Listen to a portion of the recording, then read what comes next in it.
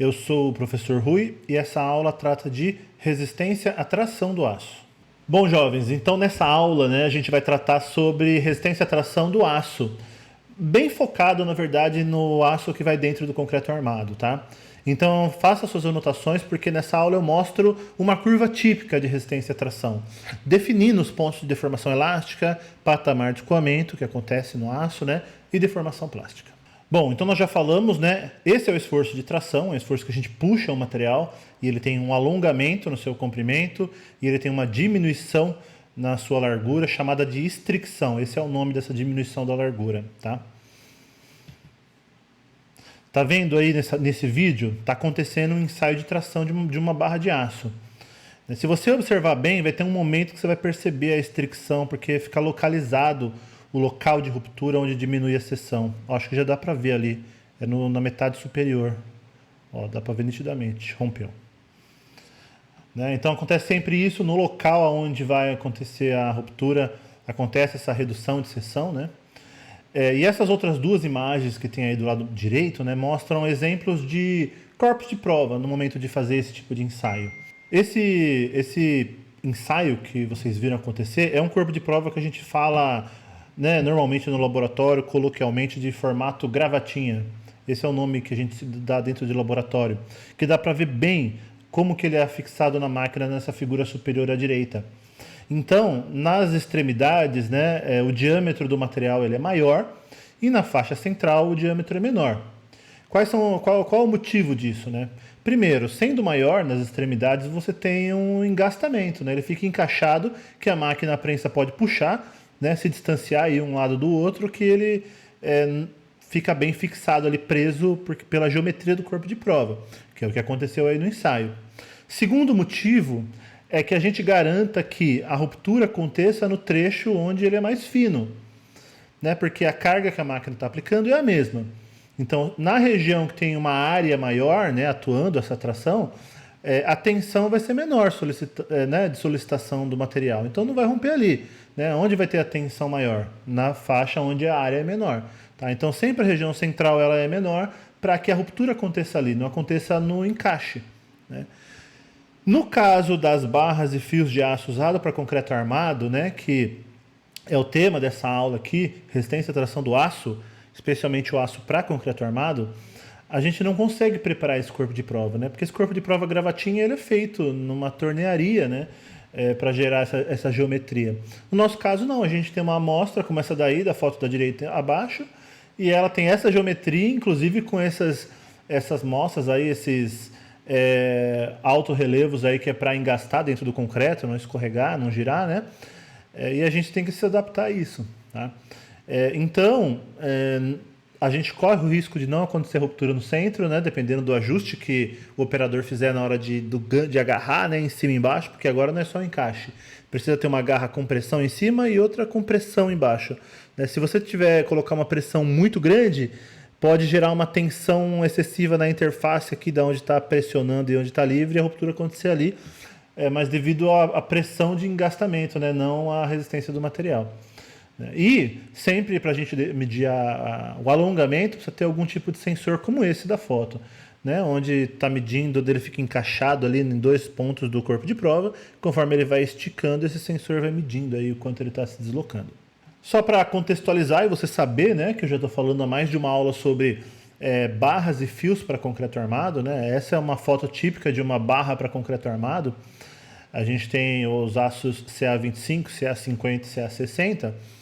CA é de aço para concreto armado, e esses valores 25, 50 e 60 são os valores de tensão de escoamento, que é a resistência máxima do trecho elástico. Esse aço é utilizado como nessa ilustração, é o aço que a gente coloca dentro do concreto. Concreto armado é isso, é a armadura metálica, que é todas essas barras de aço que você está vendo aí, junto com o concreto, ele fica dentro do concreto, porque o concreto tem um comportamento bom à compressão, enquanto o aço tem um comportamento bom à tração.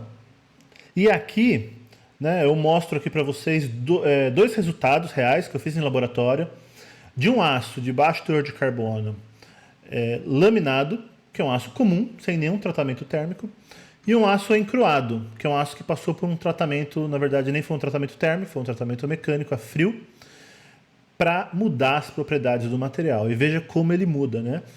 Nesse caso não é um aço para concreto armado, né? É um aço que a gente comprou de baixo teor de carbono e a gente fez o processo de encruamento no laboratório.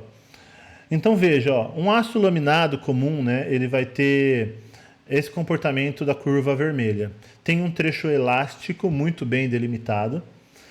Tem, imediatamente no término do trecho elástico, a gente inicia o trecho plástico com o que a gente chama de patamar de escoamento. Tá vendo que a gente tem um patamar reto aí? Né? A gente vai falar mais para frente o que acontece dentro do aço, né? Mas basicamente é um trecho onde a tensão interna do aço não muda, mas ele sofre umas deformações descontroladas, né? Que é uns rearranjos ali dos grãos da sua composição microestrutural. E depois continua com o comportamento plástico regular.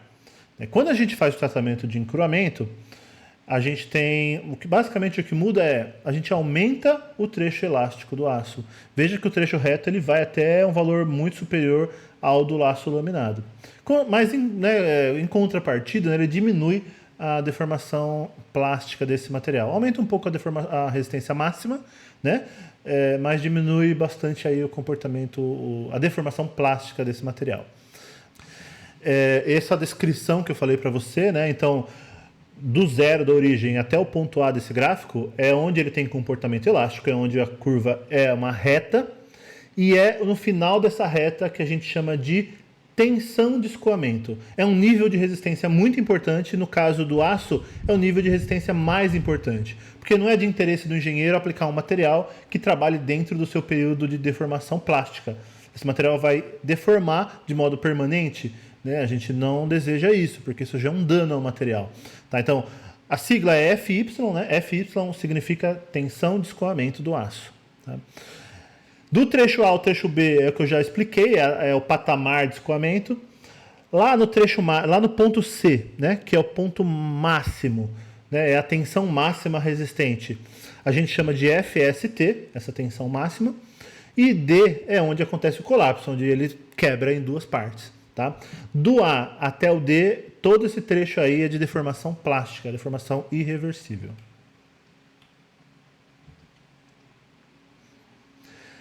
Nesse aço, tá vendo que esse aqui é o encruado, né, do mesmo aço. Percebe que é mais difícil da gente determinar o FY? Porque, ó, vou voltar uma imagem.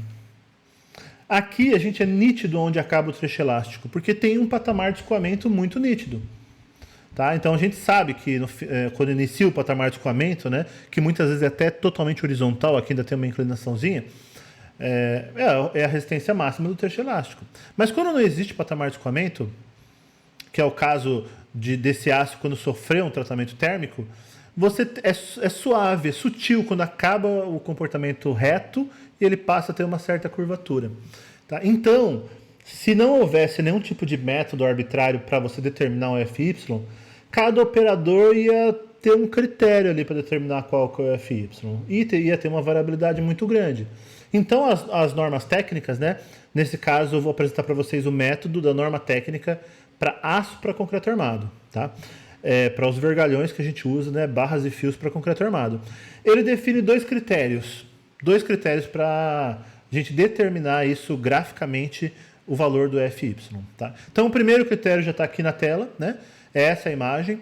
A gente, no texto da norma, diz que no ponto onde acontece uma deformação total de 0,5%, nesse nível de deformação é o valor da tensão que a gente chama de FY. Então, na prática é assim, você vai determinar no eixo X 0,5%, vai traçar uma vertical, aonde cruzar na curva, onde você vai rebater o valor de tensão. Nesse caso, deu 435 MPa de tensão. Esse é o valor de FY. Então, isso é um critério. Só que a norma pede para a gente aplicar dois critérios. O segundo critério é esse. Né? O texto da norma diz o seguinte: considere 0,2% de deformação plástica nesse ponto onde cruzar na curva é o valor de FY de tensão. Então, como é que eu determino 0,2% de deformação plástica? Na prática, graficamente, você vai traçar uma reta que é paralela ao trecho elástico. Vai ter um momento que essa reta que é paralela, né, que ela inicia lá embaixo de 0,2%, essa reta vai cruzar e encostar no gráfico. Então, naquele ponto, é o seu valor de FY. Então, aqui a gente tem dois valores de FY, tensão de escoamento. O primeiro foi 435 MPa, o segundo 495 MPa, né, que a norma determina. Uma vez que você determina 2, por questão de segurança, você vai adotar sempre o menor valor. Então, para essa amostra, o valor de tensão de escoamento é 435 megapascals. Certo?